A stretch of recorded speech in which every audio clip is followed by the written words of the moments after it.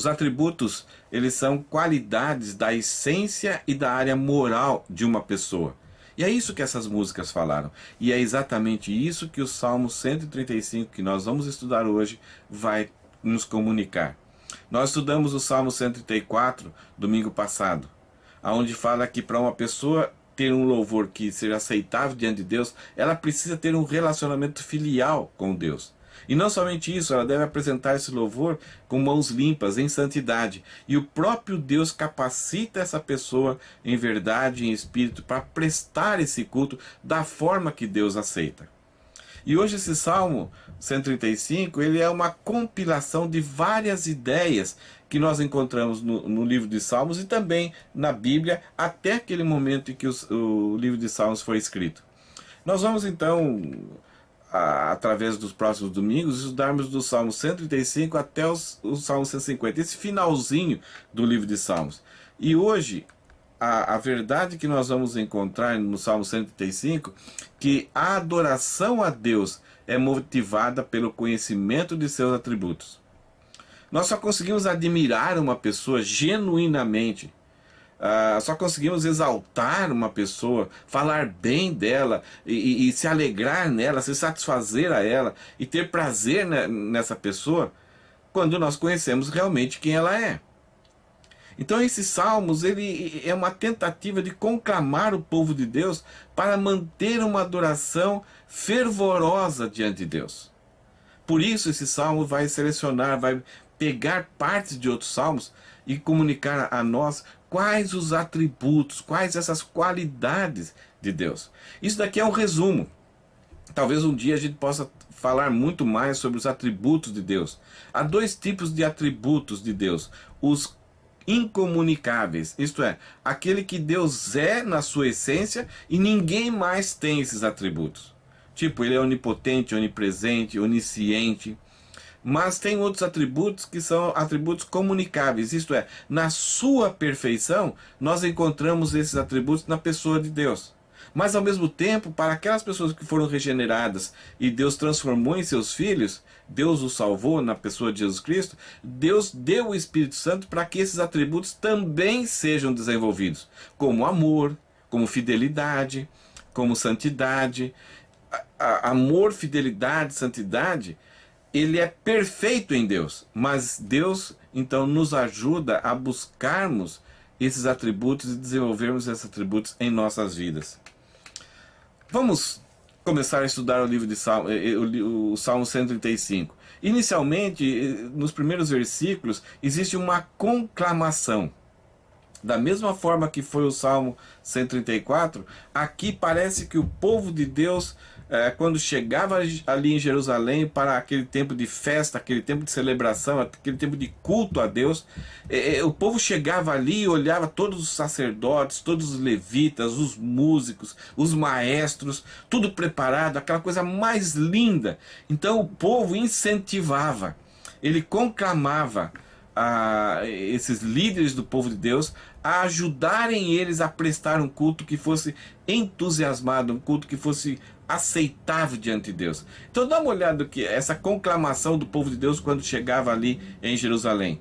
Louvado seja o Senhor, louvem o nome do Senhor, louvem-no vocês, servos do Senhor, vocês que servem na casa do Senhor, nos pátios da casa do nosso Deus.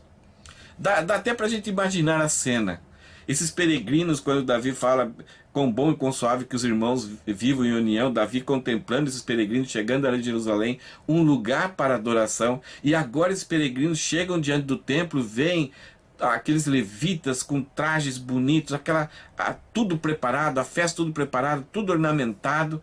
Então agora o povo está preocupado que a razão deles estarem ali era adorarem ao Senhor. Então os levitas, eles dizem em alta voz para que os levitas, não, o povo de Deus dizem em alta voz para os levitas sacerdotes: louvado seja o Senhor, louvem o nome do Senhor, louvem-no vocês, servos do Senhor, que servem na casa do Senhor, nos pátios da casa do nosso Deus. É um incentivo.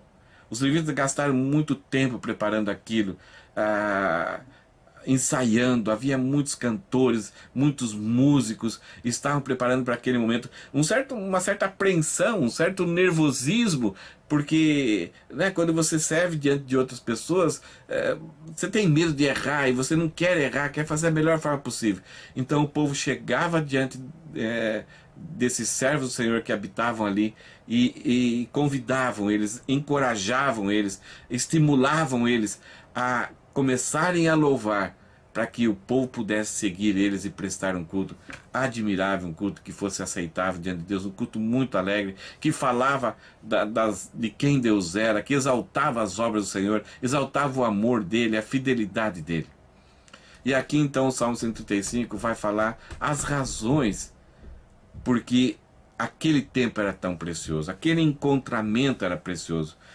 O centro de tudo não era apresentar as músicas, não era apresentar o sacrifício, não era apresentar as ofertas, não era o povo se apresentar e dizer, olha, eu sou de tal lugar, tal lugar. O centro dali era Deus ser adorado, Deus ser exaltado, Deus ser conhecido, talvez por alguém que ainda não tinha presenciado aquele momento. Então, o centro da adoração era a pessoa de Deus. E para isso, o salmista vai relatar, vai contar alguns fatos. E cada fato vai exaltar um atributo, uma qualidade do nosso Deus. Vamos ver alguma coisa bem interessante que acontece nesse salmo. Várias vezes vai aparecer um nome, a palavra Senhor, Deus. E aqui dá para a gente ter uma ideia qual é o nome mais repetido, nomes de Deus que são mais repetidos. Por exemplo, aqui está escrito em hebraico, então a primeira palavra é Yahvé, ou numa tradução mais comum, Jeová. Esse é o grande nome de Deus, esse é o nome que Deus se apresentou pela primeira vez ali a Moisés, dizendo, eu sou o que sou, te enviarei.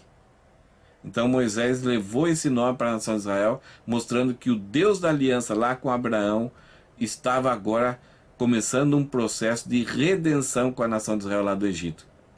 Então, o Yahvé aparece 15 vezes nesse salmo. O Elohim, que é o salmo, que é a palavra lá do início de Gênesis, que Deus criou as coisas, isto é, a Trindade criando todas as coisas, aparece uma vez.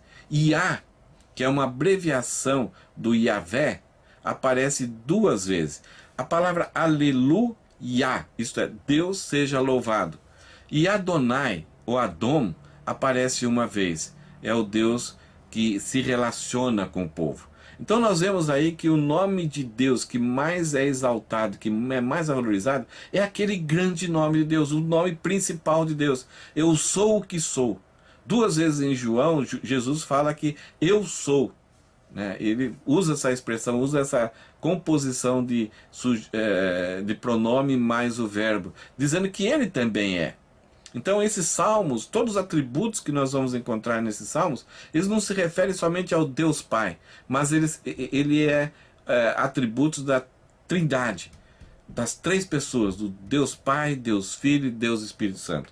Vamos continuar então buscando e meditando nos principais atributos que são então narrados aqui nesse salmo para nós. Do versículo 3 até o versículo 4 vai falar sobre que Deus é bondoso. No mundo filosófico, eles até chegam eles empurram essa pressão sobre nós. Se Deus é bondoso, então por que o mal existe? Isso é uma forma de conhecer muito pouco as Escrituras, conhecer muito pouco a revelação de Deus e a história de Deus com a humanidade. Mas nesse salmo aqui, o salmista faz a gente refletir um pouco quanto Deus é bondoso. E ele fala assim, louvem o Senhor. A razão é porque o Senhor é bom. Celebrem seu nome amável. Isto é, Deus tem um nome que, apesar do homem estar debaixo do pecado, o homem ter se rebelado, Deus ele se revelou. Ele não esperou o homem chegar a um ponto de buscar a Deus, porque o homem não vai conseguir isso. Ninguém pode chegar até Deus. Então o próprio Deus vem atrás dos seus inimigos e age com amor. O amor aqui não é satisfazer tudo aquilo que a pessoa quer e deseja, porque nós estamos dominados pelo pecado. Aquilo que nós queremos e desejamos sempre vai ser contra Deus, vai ser para o nosso egoísmo, para a nossa própria destruição. Mas Deus é amável porque Ele traz para nós aquilo que realmente nós necessitamos e precisamos, de regeneração, de vida eterna. Por isso que Ele enviou até o seu Filho Jesus. Ali está a maior demonstração do amor de Deus. Ele nos amou primeiro. Então celebrem seu nome amável com música, pois o Senhor escolheu Jacó para si, Israel seu tesouro especial. O salmista então vai dar uma ilustração desse amor e dessa bondade e por que o nome do Senhor é amável. Ele escolheu uma pessoa ruim, Jacó, nome significando enganador. Enganou seu sogro, enganou o seu pai, enganou o seu irmão. E antes mesmo de nascerem, Deus já tinha falado que o segundo tomaria o lugar do primeiro. Deus já tinha escolhido Jacó antes deles nascerem, antes deles virem a esse mundo, antes que sua mãe desse à luz a Esaú e Jacó. Esaú tinha direito de primogenitura, mas Deus escolheu Jacó. Antes que pudesse praticar qualquer coisa, Deus o amou, Deus o escolheu. O livro de Romanos deixa bem claro isso. E é interessante que o salmista ele fala aqui no versículo 4: pois o Senhor escolheu Jacó para si, Israel é seu tesouro especial. Não são duas pessoas aqui, é a mesma pessoa. Jacó teve o seu nome mudado por Deus. Isso aqui é a prova que o amor de Deus transforma, visa mudar a nossa história, visa nos tornar seus filhos. E essa escolha de Deus faz com que Deus se comprometa com o seu propósito e vai até o fim. Não depende de nós querermos ou agirmos. Esse é um amor que é impossível da gente entender na sua totalidade. A primeira música que nós cantamos nessa celebração fala sobre a maravilhosa graça de Deus. Ela é maravilhosa porque ela é graça e porque nós não merecemos. E antes que fizéssemos alguma coisa, Deus nos amou, produzindo em nós uma mudança tamanha que nós pudéssemos então ser aceitos pela sua santidade. Deus é muito bom. Ele nos escolhe. É difícil nós entendermos como isso funciona, porque quando focamos no homem, isso não pega bem. Parece que Deus está interferindo nos nossos direitos de escolher ou não. Mas nós não tínhamos capacidade para escolher Deus. E a sua graça é maravilhosa porque o seu Espírito vem e age em nós, abre a nossa mente, capacita a nossa mente para nós escolhermos Ele, antes que a gente pudesse fazer qualquer coisa. Essa escolha de Deus não depende dele saber a respeito do futuro, se nós vamos acreditar ou não. Ele vem, ele dá essa capacidade para que a gente acredite. É um dom de Deus. Segundo atributo que talvez valha a pena a gente pensar aqui nesse versículo 5, é que Deus é infinito. Além de bondoso, Ele é infinito. Ele é imensurável. Não dá para medir a sua grandeza. Veja o que o salmista fala. Sim, conheço a grandeza do Senhor. Não somente intelectualmente, mas o salmista está demonstrando aqui que o conhecimento dele veio através de viver com Deus. É aquilo que Jó fala. Antes eu te conhecia só de ouvir falar, mas agora os meus olhos te veem. Então o salmista está falando, eu conheço experimentalmente. Agora, a experiência do salmista era baseada também e era checada pela revelação divina. O salmista não coloca uma ideia e uma autoridade nas suas experiências. As suas experiências comprovavam as verdades reveladas por Deus. Ele fala assim, conheço a grandeza do Senhor. O Senhor não é somente teoria, não é somente invenção intelectual. Nosso Senhor é maior que qualquer outro Deus. A palavra, ela tem a relação assim, a grandeza de Deus, da sua pessoa, mas também se refere a tudo aquilo que Deus é e aquilo que Deus faz. a sua sabedoria, a sua inteligência, os seus planos, o seu povo, tudo ligado a Deus é maior. E o salmista agora então vai falar de algumas coisas, mas a ênfase não está nessas comparações, a ênfase está em procurar mostrar quem realmente Deus é. E olha só o que o salmista fala aqui, no versículo 6, que Deus é soberano e livre. O seu ser, os seus planos, a sua vontade, o seu desejo é soberano.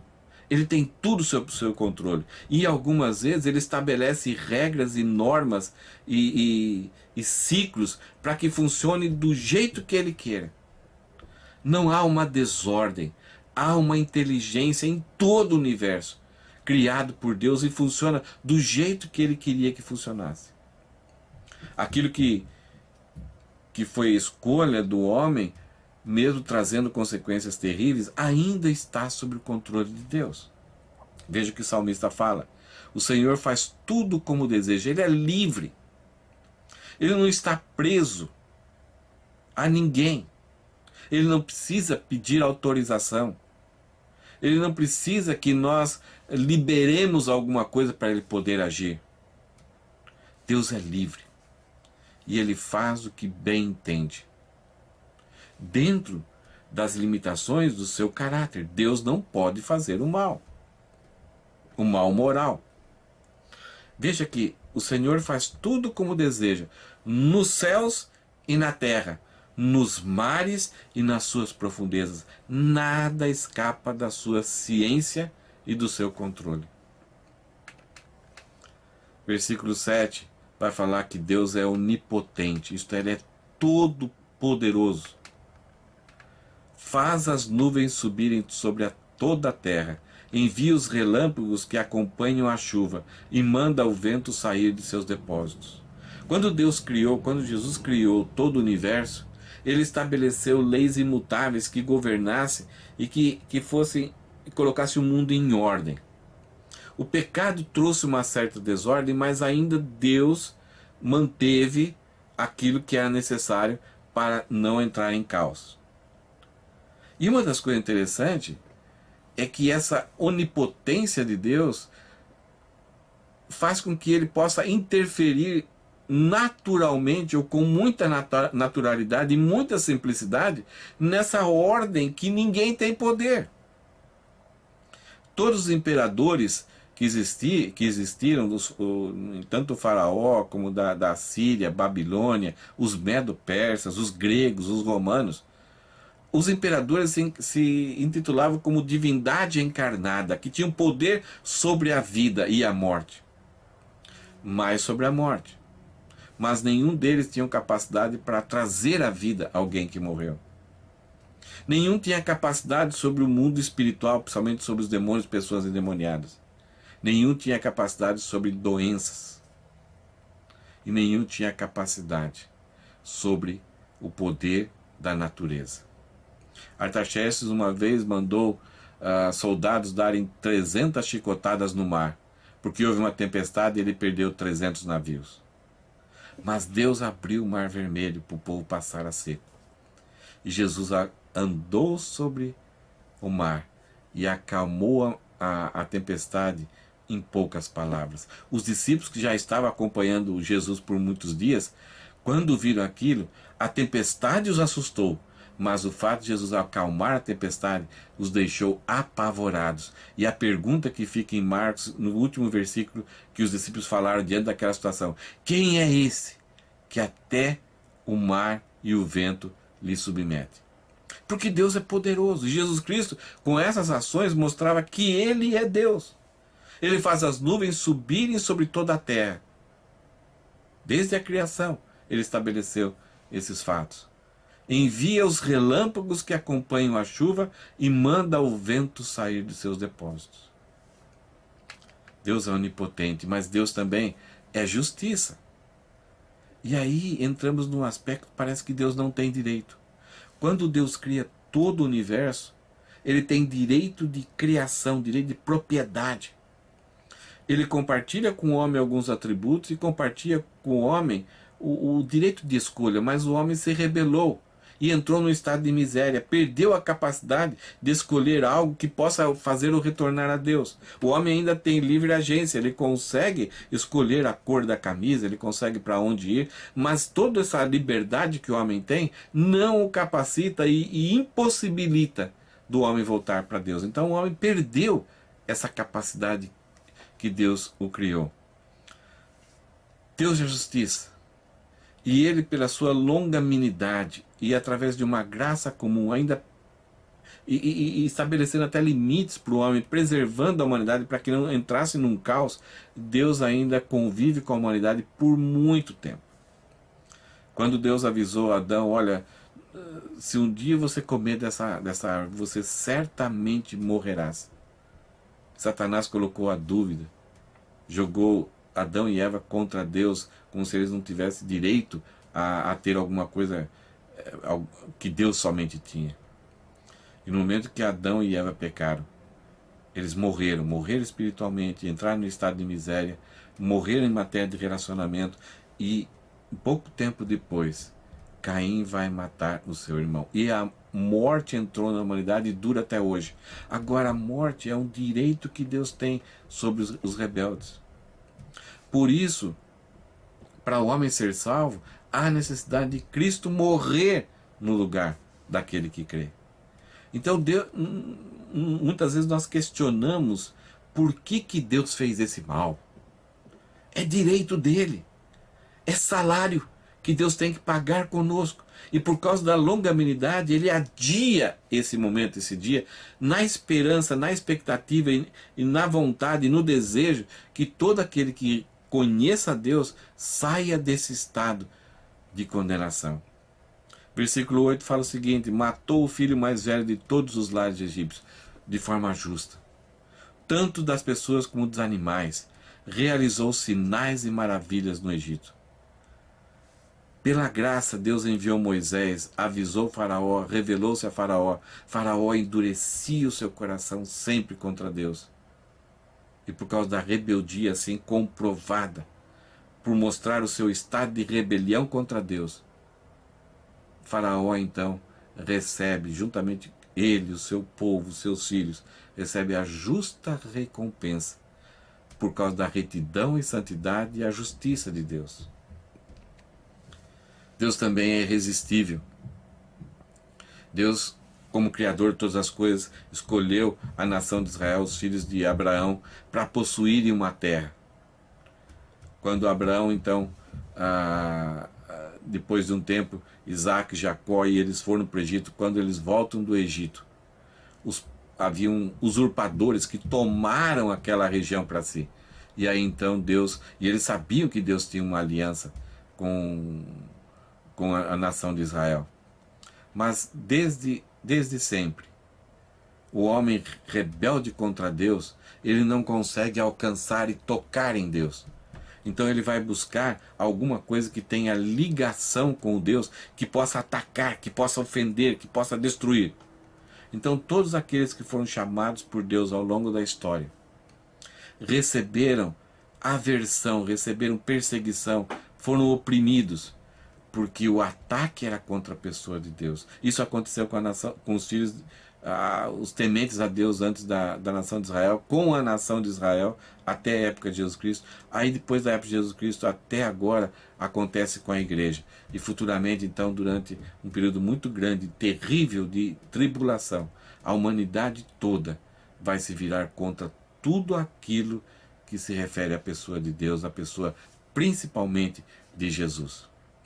Então, quando a nação de Israel ela entra na Palestina, ela vai chegando na Palestina, ela é impedida, ela é atacada no deserto, e ali por Jericó, e depois pelos amonitas e moabitas, e até conquistar toda a terra palestina, que era deles.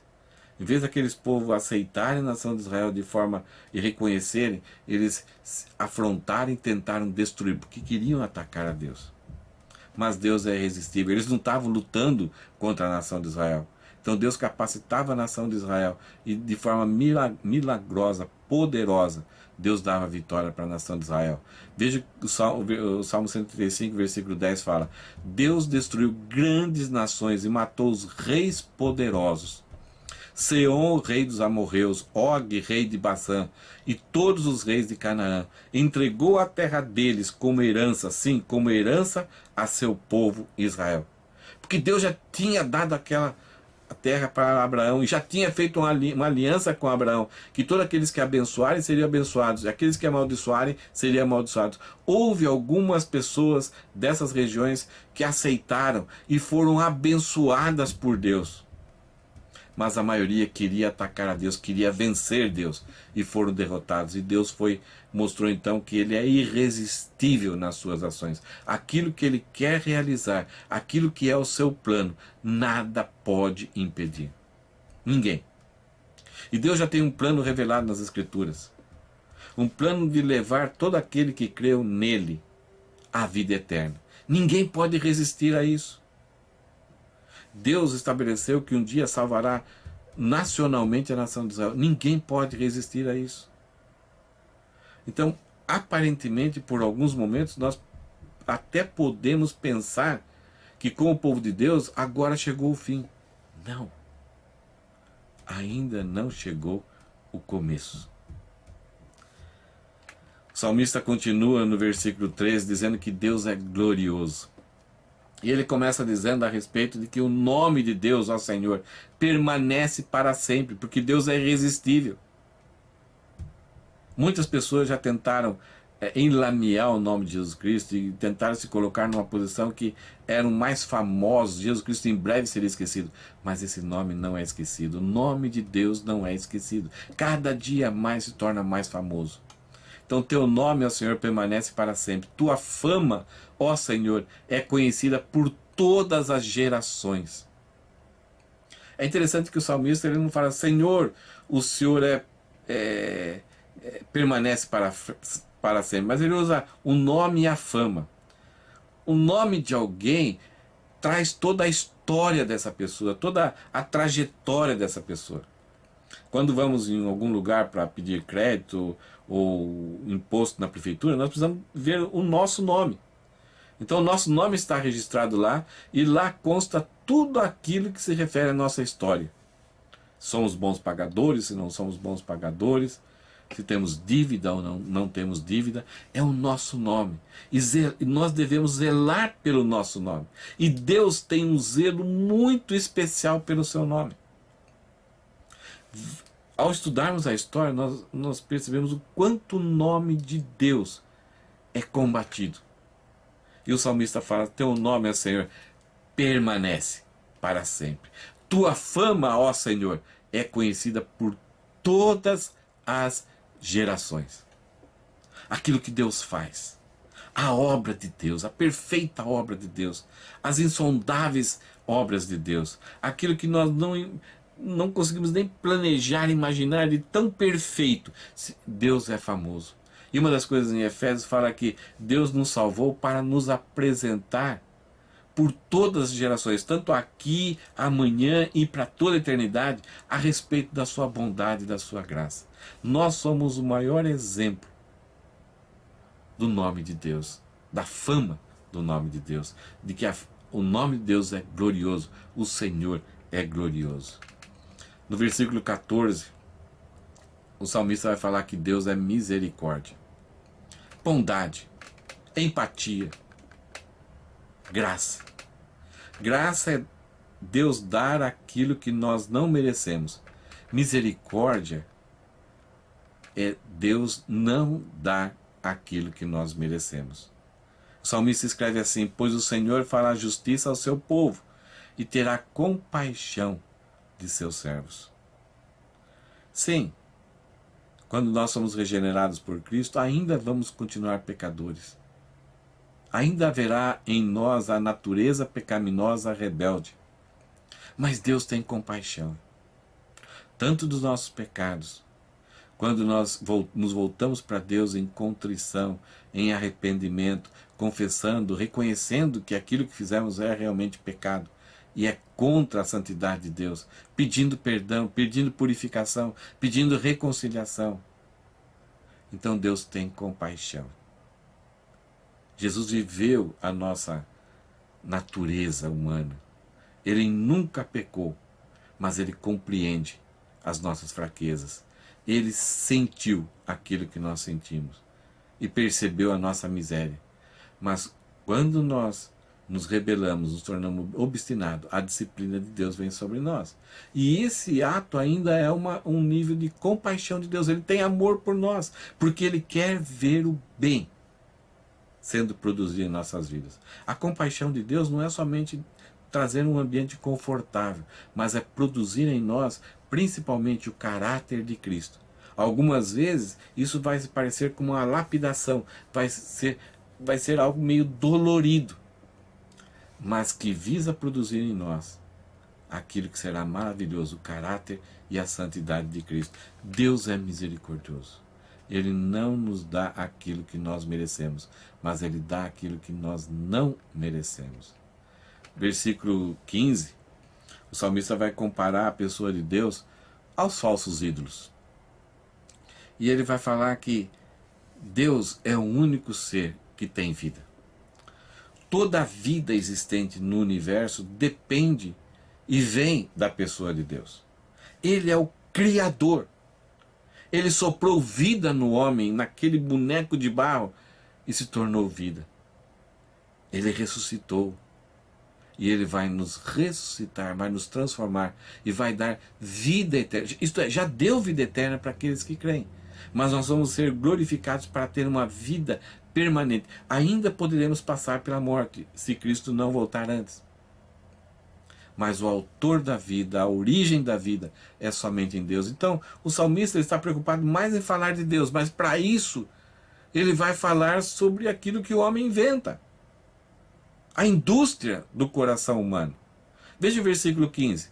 Os ídolos das nações não passam de objetos de prata e de ouro.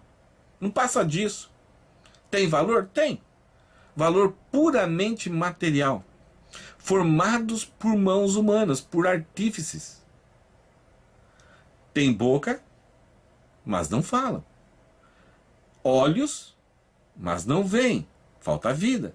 Tem ouvidos, mas não ouvem, não tem vida. Em sua boca não há fôlego de vida. E o homem coloca todo o seu coração e a sua vida naquilo que não existe vida. Agora, o nosso Deus tem vida. Ele é permanente. É uma vida que é intocável. É imutável. Que comparação. Mas o nosso coração aqui, quando o salmista começa a falar dos ídolos das nações, inicialmente a gente pode pensar somente naquela imagem, como se fosse um Deus. Mas tanto Jeremias e o Novo Testamento mostra que os ídolos das nações, eles passaram por uma mutação ao longo do tempo. E esses ídolos é tudo aquilo que ocupa o lugar de Deus no nosso coração. Muitas vezes é algo assim, até inocente, algo bom, mas de um tempo, passando um tempo, ele se torna senhor, aquele objeto se torna senhor, e nós devotamos toda a nossa energia, a nossa preocupação, e nos tornamos escravos, e os nossos desejos são para essas coisas. Nós já estudamos sobre os ídolos do coração. Coisas que são inofensivas inicialmente, são boas, mas que ao longo do tempo a gente coloca como se fossem tão necessárias que nós não conseguimos viver sem ter aquilo. E no mundo de tecnologia dos nossos dias, como essas coisas podem tomar o controle do nosso coração. As nossas crianças já estão sendo dominadas por isso. E é muito fácil perceber quando isso tem um controle sobre elas, quando a gente restringe o uso. E nós também. Sobre isso ainda, o salmista continua dizendo que Deus é um Deus pessoal, Ele tem personalidade. Em versículo 18 ele fala assim, a respeito dos deuses, né, dos falsos ídolos. Aqueles que fazem ídolos e neles confiam, são exatamente iguais a eles. Então, tanto a imagem como aquilo que toma o lugar de Deus no nosso coração, nós passamos a confiar. Então, a nossa felicidade, a nossa segurança, o nosso significado, nós depositamos toda a confiança nessas coisas. E praticamos, e inventamos, e criamos, e depositamos nossa confiança, nossa alegria. Quando fazemos isso, é uma demonstração de que nós somos iguais a isso. Aqui tem alguma coisa bem interessante. Quando adoramos a Deus, quando servimos a Deus, quando nos colocamos na posição de filhos dele, nós nos tornamos iguais a Deus. Nós passamos a ter vida, nós passamos a ter a moral, nós passamos a ter a integridade, nós passamos a ter o amor, a bondade, a misericórdia de Deus, e no caso aqui do Novo Testamento, da pessoa de Jesus. Quanto mais amamos, quanto mais Jesus reina em nosso coração, nós vamos nos tornar iguais a Ele. Quando uma pessoa rejeita a Deus como Senhor, como Rei e como Deus na sua vida, ele passa a ser igual aos seus ídolos, sem vida, inútil, sem futuro. Aqueles que fazem ídolos e neles confiam são exatamente iguais a Ele. Então o salmista está querendo exaltar aqui o atributo de Deus, dele ser uma pessoa, dele ser simples, espírito, tem vontade. Deus não é uma energia cósmica em que eu vou tateando e busco contato e entra num canal de frequência e eu conheço a Deus. Não, Deus é um Deus pessoal, que se revela propositadamente, com palavras inteligíveis. E ele vem e conversa e tem um relacionamento pessoal e produz o seu caráter, a sua existência em nós. Quanto mais Deus está em nós, mais Ele será em nós. E tudo que Ele é, resumindo, é vida. Quanto mais eu tiro Deus da minha vida, da minha existência, e mais absorvo aquilo que é sem vida, eu vou ficar sem vida. Vai acabar? Acabou. Versículo 19 fala que Deus é digno. Então, diante desses atributos de Deus, o salmista, o povo de Deus, ele novamente, olha, por causa de tudo, porque o nome de Deus é bondoso, porque Ele é justo, porque Ele é infindável, é infinito, Ele é grandioso. Então, diante disso, vocês entenderam, levitas, sacerdotes, olha só o que o salmista fala: ó Israel, ó povo de Deus que está ali. Então ele começa, o próprio povo começa a clamar para o próprio povo que está ali em Jerusalém para celebrar: ó Israel, louve ao Senhor. Existe uma pequena diferença, muitas vezes talvez não podemos nem dizer que é uma diferença, mas o louvor é quando você fala bem de Deus por aquilo que Ele fez. Adorar é falar bem de Deus por aquilo que Ele é.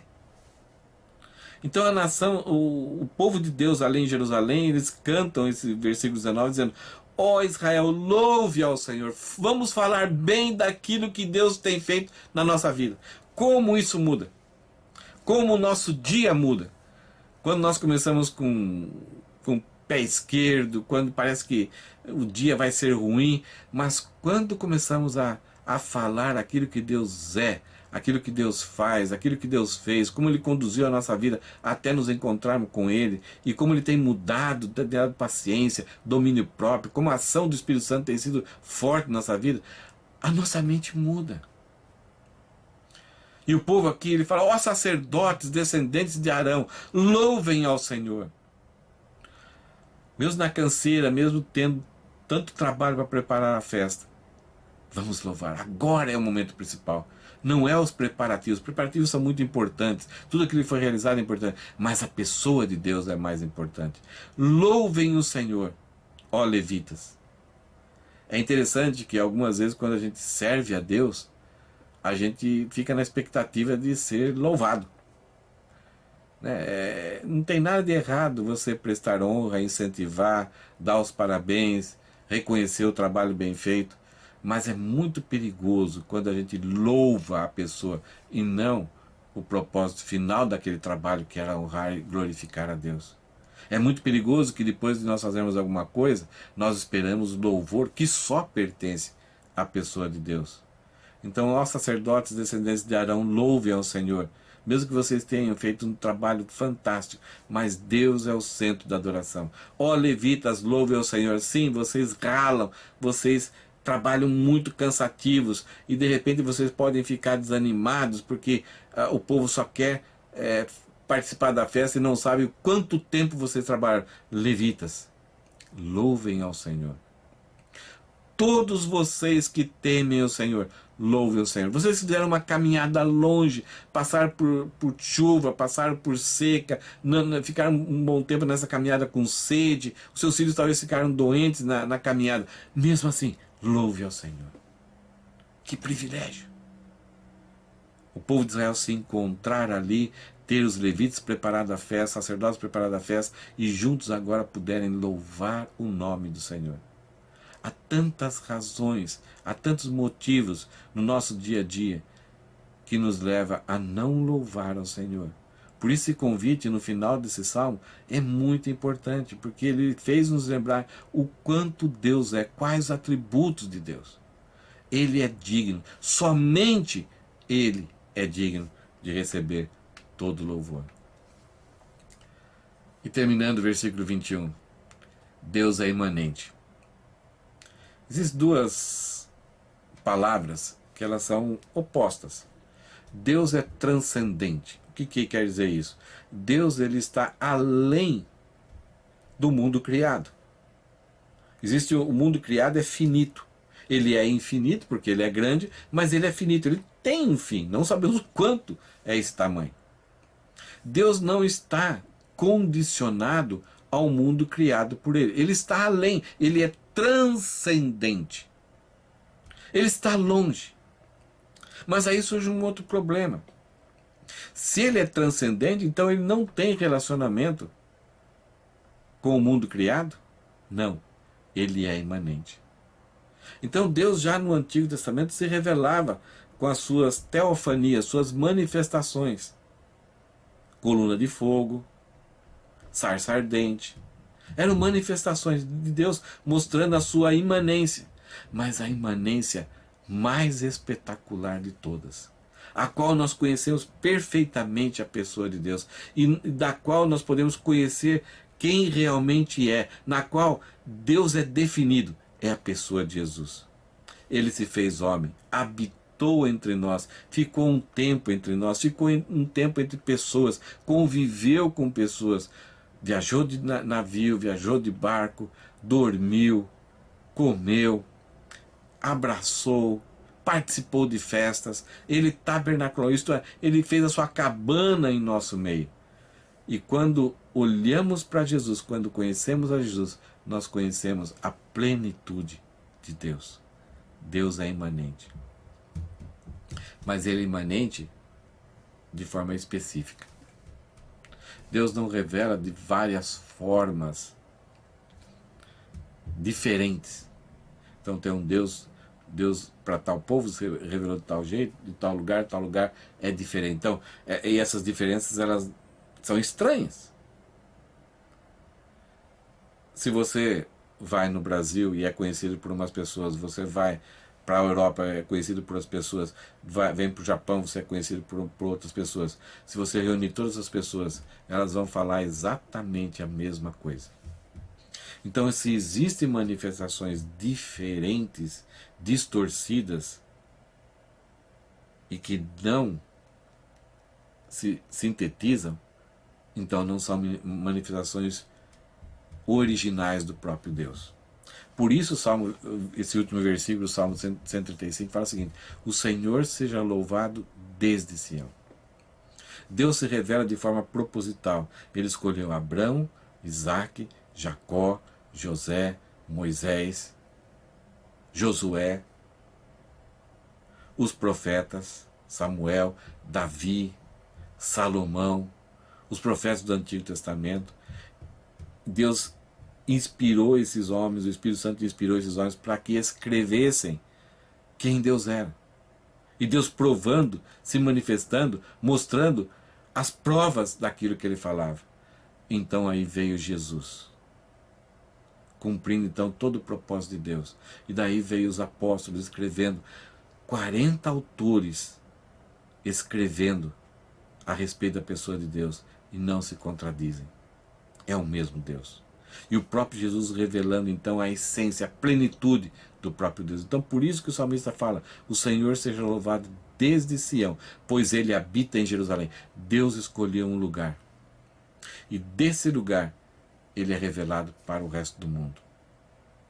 Ele fala desde Sião. Deus não está contido em Sião. Ele é transcendente, ele está além do mundo criado, ele está em todo lugar, ele não é a matéria, mas ele está em todo lugar, é onisciente de todas as coisas, ele é onipresente, mas ele escolheu um caminho, e somente um caminho, para ser conhecido. E esse caminho se resume na pessoa de Jesus.